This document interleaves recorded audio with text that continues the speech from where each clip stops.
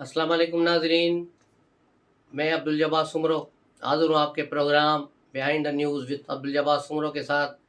तो शुरू करते हैं आज की खबरें। सबसे पहले, कुफ्र टूटा खुदा खुदा करके। बिलाखिर इलेक्शन कमीशन ने आम इंतखाबात की मुजवज़ा डेट का अनाउंस कर दिया है और ये डेट 11 फरवरी 2024 होगी और इतवार का दिन होगा। ये प्रोग्राम जो है सुप्रीम कोर्ट में आज इलेक्शन कमीशन के वकील ने जमा कराया, जिस पर फिर चीफ जस्टिस ने उन्हें हुक्म दिया है कि आज ही रोज़ सदर के साथ मुशावरत की जाए और बाकायदा इसका ऐलान किया जाए। तो आज इलेक्शन कमीशन का वफद किसी भी वक्त ऐवान सदर जाएगा और आरफ उलवी से जाकर मुलाकात करेगा और फिर यूं 11 फरवरी की तारीख की अनाउंसमेंट कर दी जाएगी। अब इसको पीटीआई के वकील अली जफ़र ने बाहर आकर सहाफ़ियों को गुफ्तगू में कहा कि पीटीआई की बड़ी फतह है। पीटीआई की इसमें फतह कहाँ से आ गई? ये तो पीटीएम और उन जमातों की फतह है जिन्होंने इंतखाबात को डिले कराया और बाकायदा 2 साल के बाद इंतखाबात होने जा रहे हैं। तो ये फतह इनकी बिल्कुल ही नहीं है। इन्होंने अपनी एड़ी चोटी का जोर लगा दिया, बल्कि यूँ कहा जाए कि पिछवाड़े का जोर लगा दिया, लेकिन फिर भी कुछ नहीं हुआ। इनसे कुछ नहीं हो पाया। 9 मई भी करके देख लिया, लेकिन कुछ नहीं हुआ। बिलाखिर इंतखाबात तभी हो रहे हैं जब इंतखाबात कराने वाले इंतखाबात चाहते हैं। तो यूँ अब सुप्रीम कोर्ट में भी ये चीज़ आ गई है और बंदयाल इतना डरपोक था कि ये पिटीशन उसके पास थी, लेकिन उस पर इसने कोई कार्रवाई नहीं की। और बंदयाल अगर चाहता तो वो भी इसी तरह फैसला कर सकता था कि भाई इलेक्शन कमीशन सदर के साथ मिलकर इंतखाबात का ऐलान करे, तो फिर शायद ये मुमकिन भी हो जाता कि इंतखाबात 9वें रोज़ में भी हो जाते। लेकिन बंदयाल को पहले ही सबकी हो चुकी थी कि बंदयाल के कहने पर पंजाब और केपी के जो इंतखाबात थे वो नहीं हो पाए।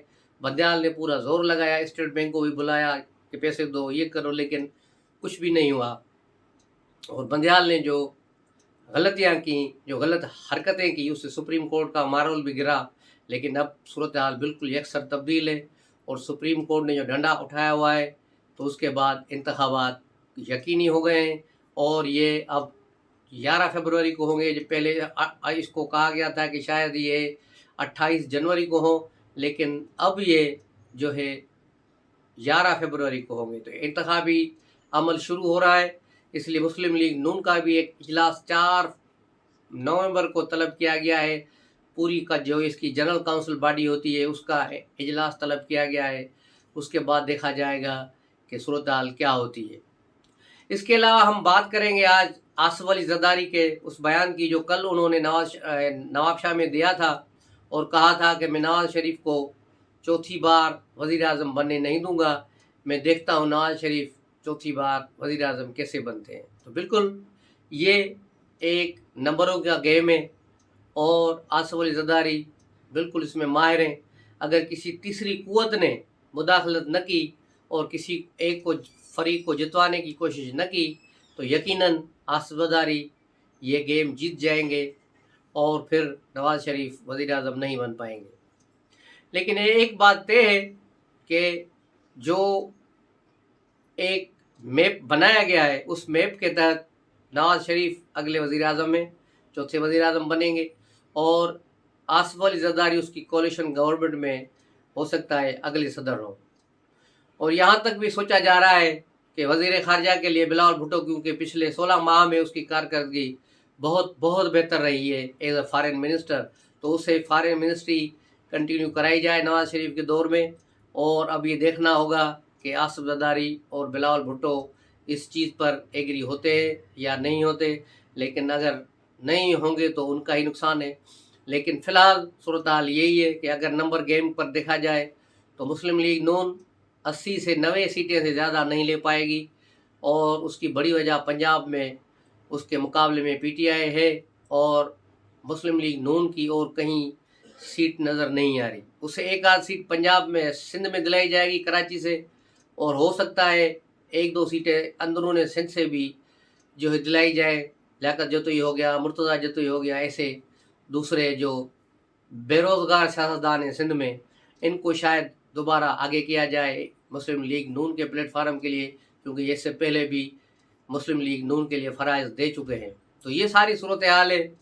اس کے بعد جو صورتحال کل بنی، آصف زرداری پچھلے 3 دنوں سے اپنے آبائی شہر نواب شاہ میں موجود ہیں۔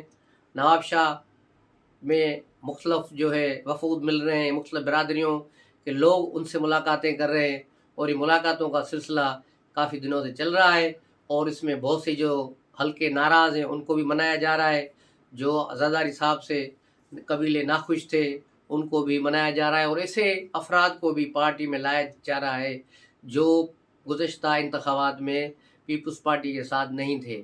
تو یوں پیپلز پارٹی کی پوزیشن بہت مضبوط ہے، اور پیپلز پارٹی کی جو نمبر گیم دیکھی جائے تو لاسٹ اسمبلی میں اس کی نمبر گیم 56 تھی، اور پی ایم ایل نون کی 86 تھی۔ تو یہ 56 آگے بڑھ کے 4 نشستیں 5 نشستیں اور بنی، اور یوں 61 تک یہ پیپلز پارٹی چلی گئی تھی۔ تو اس بار اگر کراچی کی گیم میں کچھ پیپلز پارٹی نے گین کیا اور 5 سیٹیں بھی اگر لے لی تو پھر پیپلز پارٹی کی پوزیشن 65 سے زیادہ ہو جائے گی، کیونکہ بلوچستان سے بھی 1 آدھ سیٹ اب پیپلز پارٹی کو ملے گی، اور کے پی سے بھی کچھ امیدوار تیار ہے انتخابات لڑنے کے لیے جو وقت آنے پر سامنے آئیں گے۔ تو اگر یہ لوگ بھی آگے تو پھر میدان میں 2 بڑی پارٹیاں ہی رہیں گی، ایک پیپلز پارٹی اور مسلم لیگ نون، کیونکہ پی ٹی آئی پر تو پابندی ہوگی، اور یا اس کے امیدوار وہ نہیں ہوں گے۔ امیدوار اگر ہوں گے تو وہی ہوں گے جو پیا من بھائیں گے، اور پیا من بھائی امیدوار جو بھی ہوں گے 30-35 جو اراکین پی ٹی آئی کے جیتیں گے، وہ سارے کے سارے پھر نواز شریف کی جھولی میں ڈالنے کی کوشش کی جائے گی، یا اگر پیپلز پارٹی اور پی ایم ایل نون کا الائنس بن گیا تو پھر تیسرے کسی کی ضرورت نہیں رہے گی، اور یوں ایک حکومت بن جائے گی۔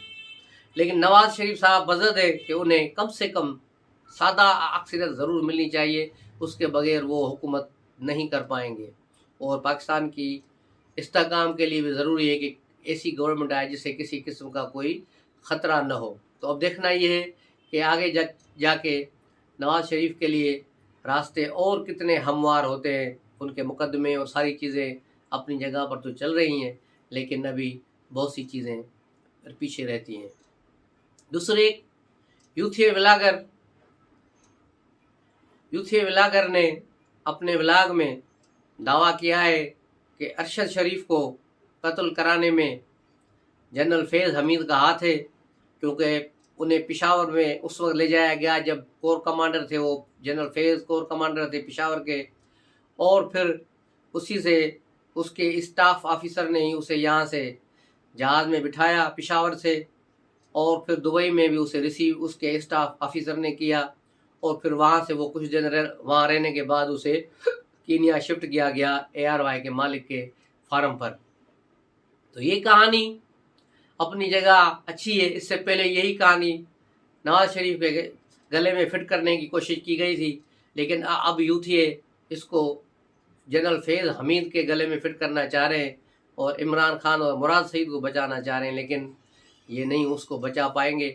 یہ جنرل فیض حمید کا آدمی نہیں تھا، یہ تو ویڈیو وائرل بھی ہو چکی ہے کہ پشاور ایئرپورٹ پر محمود خان جو وزیر اعلیٰ کے پی تھے، اس کے پروٹوکول آفیسر اپنی گاڑی میں ارشد شریف کو لائے تھے، اور یہیں سے اس کو دبئی پہنچایا گیا تھا، اور مراد سعید وہ آخری آدمی تھے جنہوں نے ارشد شریف سے ملاقات کی تھی، اور ارشد شریف نے اپنا لیپ ٹاپ بھی مراد سعید کو دیا تھا۔